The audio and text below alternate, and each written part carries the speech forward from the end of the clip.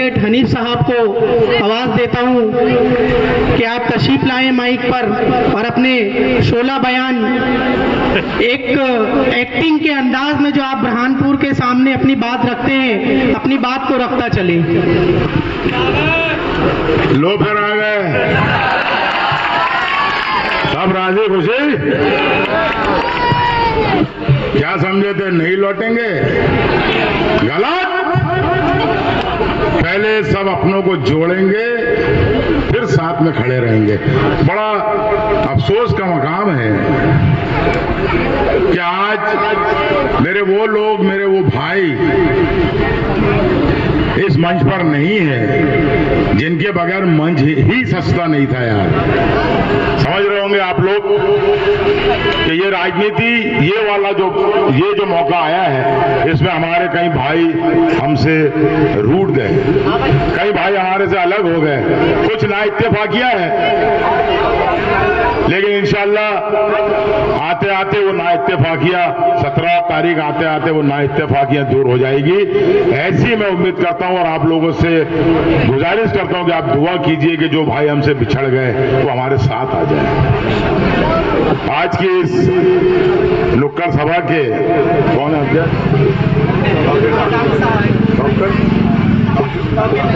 Doctor Tauqeer Nizami साहब भोपाल से आए, हमारे मेहमान हैं, MIM के हैं। बाकी डाइस पे बैठे मेरे सारे दोस्त। और नौशाद साहब ने कहा था कि वकील साहब, भाई मैं आपको ये बता दूं कि ये मोहल्ला मेरा है, नया मोहल्ला, यहाँ पे सब मुझे हन्नू दादा के नाम से ही जानते हैं। कोई मेरे को वकील नहीं बोलता, क्योंकि शकील कारी साहब ने ही मेरा नाम फेमस करा था हन्नू दादा से। मैं ये बताना चाह रहा था कि आपको सबको पता भी है, सोशल मीडिया में बहुत सारी ऐसी चीजें, ऐसी बातें बाहर आ गई है। छोटे छोटे बच्चे भी उस बातों से वाकिफ है कि ये हमारा चुनाव किस कंडीशन पर हो रहा है। मैं ये कहता हूं कि चुनाव जिस कंडीशन पर भी हो रहा है, हमको सिर्फ एक ही कंडीशन पर ध्यान रखना है कि वो लोग 3 हैं और हम 1 हैं। मौका बहुत अच्छा है, सीट को हथियाने का मौका बहुत अच्छा मिला है हमारे को, अगर अभी नहीं तो कभी नहीं। मेरा आप लोगों से यही कहना है कि कुछ बातें हमारे आपसी के इंतशार की थी और वो धीरे धीरे कम हो रही है। जो हमारे लोग थे वो हमारे साथ आ जाएंगे। अब दूसरी बात यह है कि ये मंच है अपना। अब मैं इस मंच से अगर अपने की किसी की बुराई करूं तो वो मेरा दिल गवारा नहीं करता कि मैं किसी के बारे में उल्टा सीधा कहूं। मैं सिर्फ इतना कहना चाहूंगा कि MIM का टिकट हमको मिला, असदुद्दीन अवैसी साहब की पार्टी से हम जुड़े, और वही एक ऐसा मर्द मुजाहिद है जो पार्लियामेंट से लेकर पूरे हिंदुस्तान में हम लोगों की आवाज उठाता है।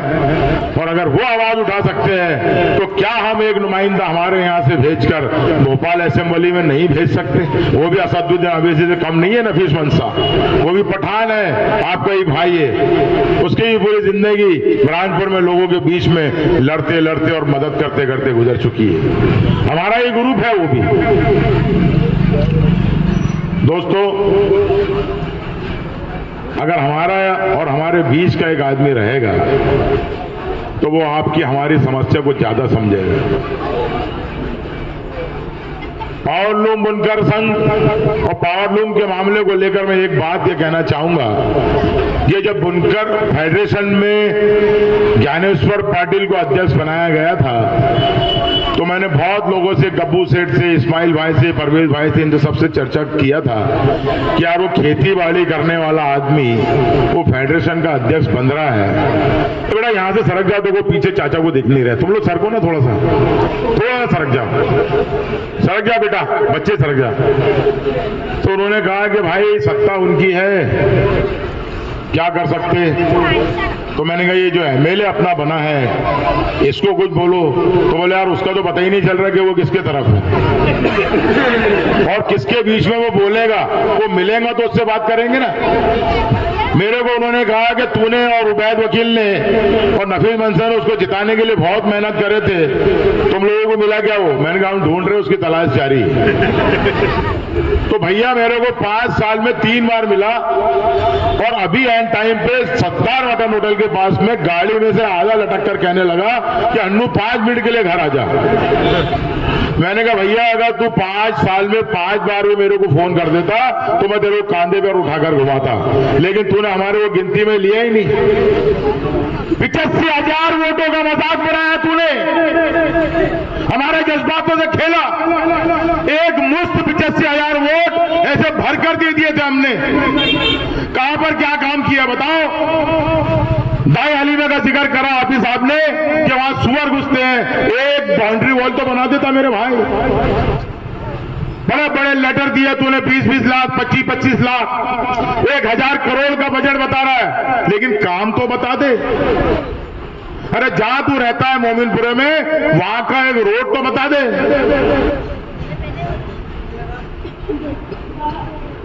कहीं कुछ काम नहीं किया। उसको ये लगा कि अब तो मैं एमएलए बन गया हूं, मेरे बाप दादा भी भाई दादा भी एमएलए थे। अरे वो जमाना अलग था, तो ठाकुर शिव कुमार सिंह को लोग मानते थे, वो जमाना अलग था। जब हमारे बाप दादा बहुत सीधे थे, हम सीधे विधे नहीं है भैया, हम तो सीधा कर देते आदमी। हमारा कोई मजाक बनाएगा, हम पढ़े लिखे हैं, वकील हैं। दादा तो लोग प्यार से बोलते हैं, गुंडागर्दी वाले दादा नहीं है, हम प्यार से बोलते हैं लोग बड़े भाई को दादा। हर बच्चा जानता है हमारा हर बच्चा पढ़ा लिखा है। हाफिज साहब बता रहे थे एजुकेशन की बात। एजुकेशन मुसलमानों को अल्लाह ताला उनके नसीब से देता है। मदरसों में, स्कूलों में पढ़ते हैं बच्चे, और जिसके जितना नसीब में होता है वो उतना ही पढ़ता है।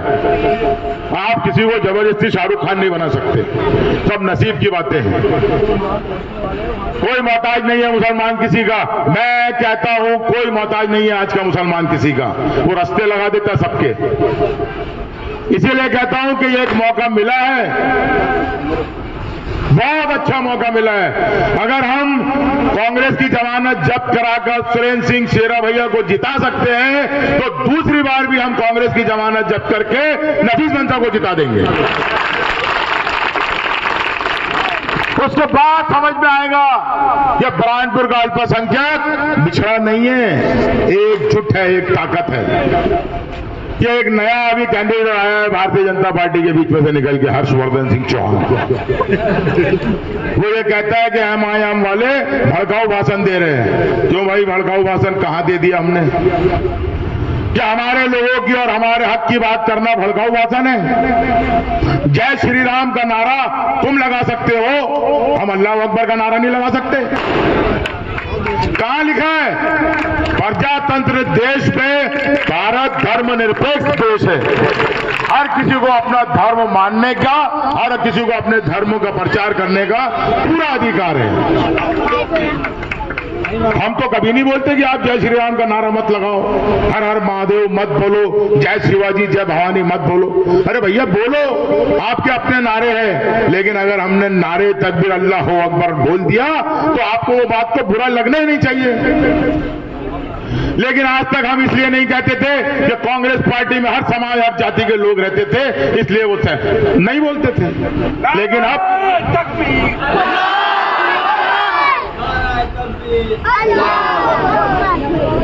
इतना कंजूसी से मत लगाओ नारा, अभी हम लगाएंगे भाषण खत्म होने के बाद। तो ये हमारा अधिकार है। क्या मुसलमान की बात करना हमारा अधिकार नहीं है? क्या हमारे लोगों के लिए जान देना, लड़ना, उनके हक हुकूक के लिए बात करना गलत नहीं है? ये फटाके कौन चला रहा है?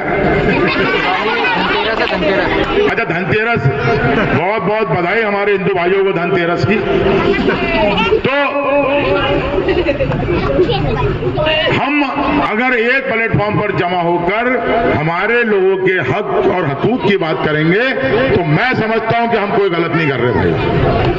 आपको लगता है भड़काऊ भाषण दे रहे, बिल्कुल सरासर गलत है। हमने कभी किसी मजहब के बारे में कुछ भी नहीं कहा। 9 बजे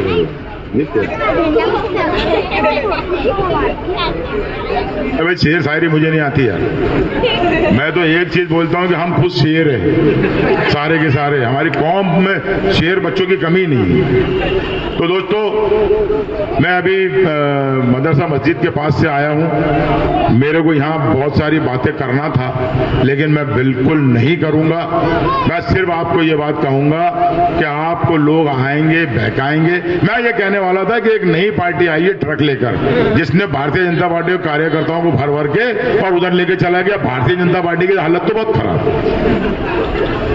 दीदी चुनाव हारी थी, शेरा भैया चुनाव जीते थे। दीदी ने कह दी थी कि अगर रुला नहीं दिया तो मेरा नाम अर्चना नहीं। भैया, घमंड अच्छों का नहीं चलता है।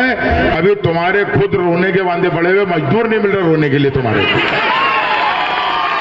अभी तुम्हारे इतने वांदे हो गए कि तुम्हारे को रोने को मजदूर नहीं मिल रहे, तुम क्या रुलाओगे। और बुरहानपुर की बहुत मासूम, मोमिन और प्यारी जनता है भाई। ये जिसको अच्छा कहती है उसको अच्छा कहती है, और अगर ये दिमाग में लेती है कि ये बुरा है तो उसको पटक कर भी देती है। 4 जगह बटे हैं हम, 4 जगह। कुछ शेरा के पास है, कुछ हर्षवर्धन के पास है, कुछ अर्चना चिटनिस के पास है, लेकिन सबसे ज्यादा भैया सब पतंग में है। वो लोगों को भी अल्लाह हिदायत देगा, जब वो वहां बैठेंगे और जब वहां बातें सुनेंगे तो खुद ही धीरे धीरे कटने लग जाएंगे, क्योंकि वो ये बर्दाश्त नहीं करेंगे कि उनको कोई कटवा बोल दे। और ये बात होती है, मैं कहता हूं ये बात होती है, छुप ही नहीं सकती है यार। ये तो सिस्टम में है उनके। हमको मियां बोलना, पांडा बोलना, कटवा बोलना उनके सिस्टम में है। हम कभी सेना नहीं बोलते किसी को। ये बात मैं अगर बोलता हूं तो उसका मतलब यह है कि मैं भड़काऊ भाषण दे रहा हूं। ये हकीकत बोल रहा हूं मैं, ये भड़काऊ भाषण नहीं है। भड़काऊ भाषण होता है कि मैं आपके किसी भगवान को उल्टा सीधा बोल दूं, वो भड़काऊ भगवान, वो भड़काऊ भाषण होता है। हम तो हर किसी की इज्जत करते हैं भाई, हर मजहब की इज्जत करते हैं। मैं कहता हूं कि आप अगर ये कह रहे हो कि हम भड़काऊ भाषण दे रहे हैं, तो आपको जैसे ही आपने निर्दलीय लड़ने का फैसला किया था हर्षवर्धन जी, आप दादा नजीर मियां के यहां माथा टेकने क्यों चले गए थे भाई? हजरत साहब तुम चले जाओ, हर जगह तुम चले जाओ और बदनाम करो हमको। अरे हम कभी किसी को कहीं आने जाने से रोकते नहीं, हम तो सबको दुआ देते हैं। हमारे बुजुर्ग तो ऐसे हैं कि अगर कोई उनके पास आ जाता तो वो बोलते विजयी भवा, या तू जीत जा। अरे अल्लाह ताला डिसाइड करेगा, अल्लाह ताला फाइनल करेंगे कि किसके नसीब में इज्जत है, जिल्लत है, इज्जत है और हार है। लेकिन मेरा बस एक ही कहना है आपसे हाथ जोड़ के दोस्तों, एक मौका मिला है, बहुत अच्छा मौका मिला है। बहुत सारी 5 साल की हमारी परेशानी दूर होगी। CAA का मैटर खत्म, NRC का मैटर खत्म। ये तो सिर्फ डराने धमकाने की बातें हैं, सिर्फ डराने धमकाने की बातें हैं, क्योंकि उनको सिर्फ राज करना है, उनको किसी से कोई मतलब नहीं है। नोटबंदी उन्होंने करा, कोई मतलब नहीं, करा, खत्म हो गए, लोग भूल गए। अरे हम लोग भूल जाते, हमको भूलना नहीं है। मैं फिर कहना चाहूंगा, मेरे को वहां से जाना बहुत जरूरी है। अगली बार में अपन फिर बात करेंगे जब फाइनल मीटिंग होगी, असदुद्दीन अवैधी साहब आएंगे जब। बस मेरा यही कहना है कि हमारी लाज रख लेना यार दोस्तों, और पुराने सारे गिले शिकवा भूलकर 17 तारीख को 7 नंबर का बटन दबाकर पतन पर वोट दे देना। अल्लाह हाफिज। बहुत ही अच्छे अंदाज में हन्नू दादा ने अपनी बात रखी, वक्त की नज़ाकत